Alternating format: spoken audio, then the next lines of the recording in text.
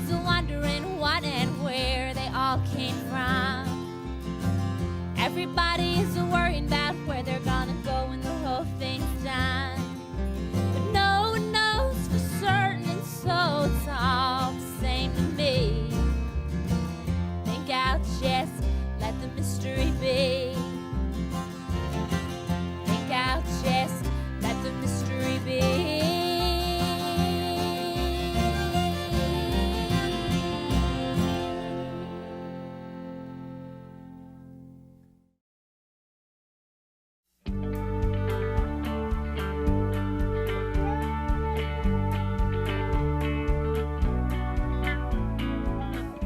I began my adventure west through Pennsylvania with an odometer that read 1,789 miles.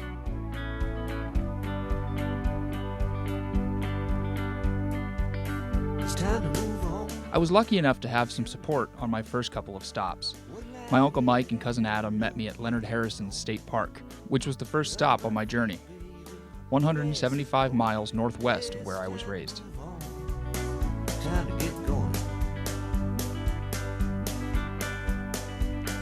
Broken skyline. We camped, visited the Pennsylvania Grand Canyon, and sat by the fire. Conscientious objector, now our own protector. Yeah, broken skyline. Which way to love land? Which way to something better? I spent so many days as a kid in Pennsylvania outdoors and playing in the woods. Having the time to do this again as a young adult before heading west was a great reminder of the love I have for my home state, and that it will always be deeply woven into the fabric of my life. If I go a million miles away, I'd write a letter each and every day. 'Cause honey, nothing can ever change this love I have for you.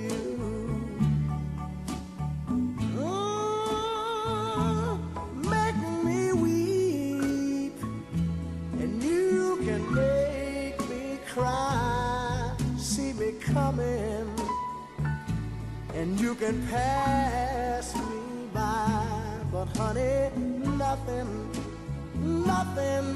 can ever change this love I have for you.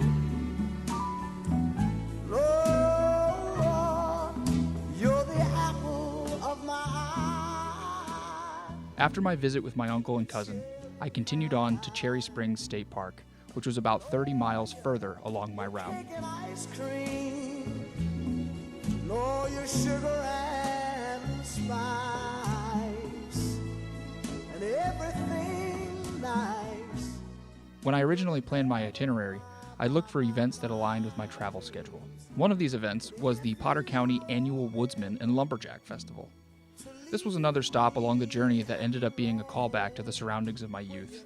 My great-great-uncle David was a master woodcarver, a truly skilled artist in woodworking. His famous walking sticks surrounded the homes of my relatives. My brothers and I always admired the detail and descriptions of the pieces around us. I even had the opportunity to interview him for a college project a few years prior. It was perfect to spend one of my last days in Pennsylvania admiring the trees, sculptures, and the artists in their element.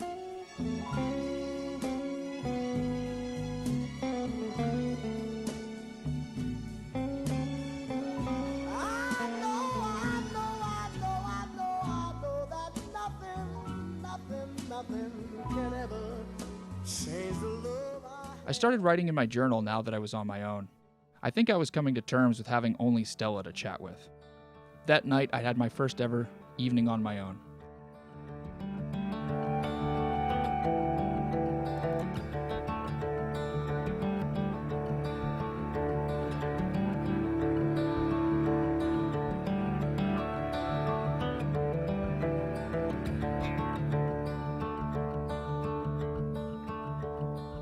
I have been searching all of my days, all of my days.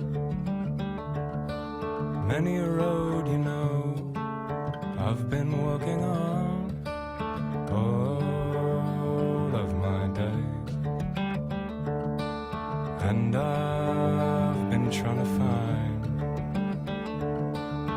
what's been in my mind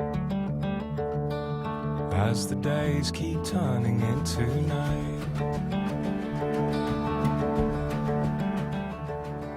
2 days into my trip, and things were so far so good. Mostly.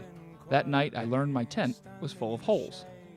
This ties back to the moment I mentioned of how quickly I planned the trip. In the late hours of the night, it began to rain. My cell phone got soaked that evening and was no longer turning on.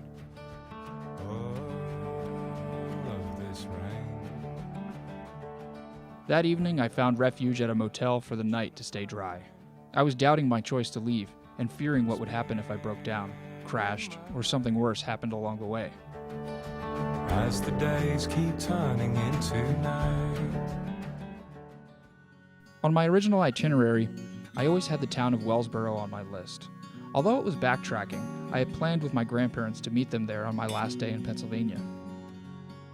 They treated me to lunch, a movie, and to my surprise, a brand new tent.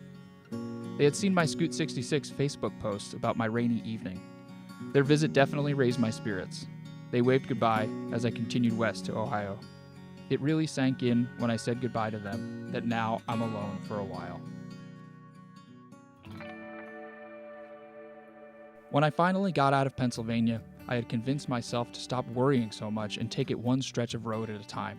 Each time I started Stella up and took off down the road, arriving at my next town was a victory. On August 9th, I finally crossed into a new state. I drove through the streets of Cleveland and along the shores of Lake Erie. The cruise along the shoreline was a breathtaking sight. It was a wonderful ride through Ohio so far. The sun was shining and the lake was blue. I drove slow, but it was splendid.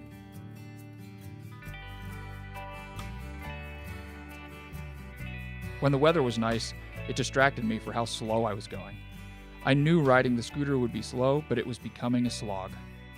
Without all the camping gear, tent, and baggage, I had hoped to average 45 to 50 miles an hour. Going uphill, I was going 30, and averaging low 40s when it was flat. At times, when I noticed a line of cars behind me, I'd pull over to let the parade pass. I'd smile and wave at the surprised onlookers. On August 10th, the slow engine finally became a stopped engine. I pulled over in Bowling Green, Ohio at a repair shop. The man there was shocked that I was riding the scooter all the way across the country. He was more shocked when he saw the oil I was using. He set me straight and I was back up and running. Again, this is where I point to the results of my lack of proper planning. The rest of the day's ride was smooth.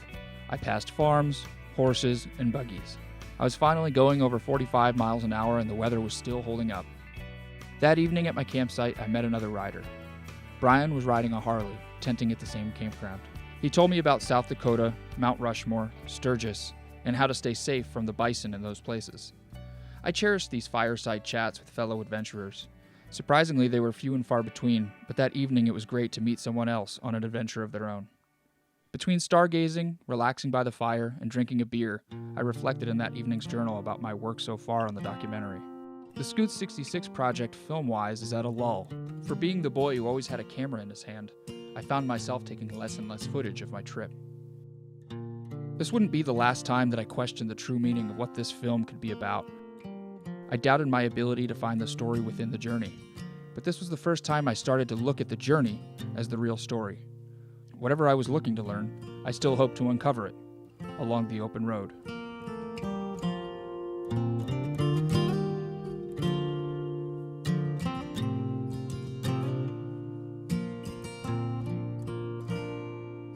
Nine days into my journey, and I finally entered Illinois, the start of Route 66.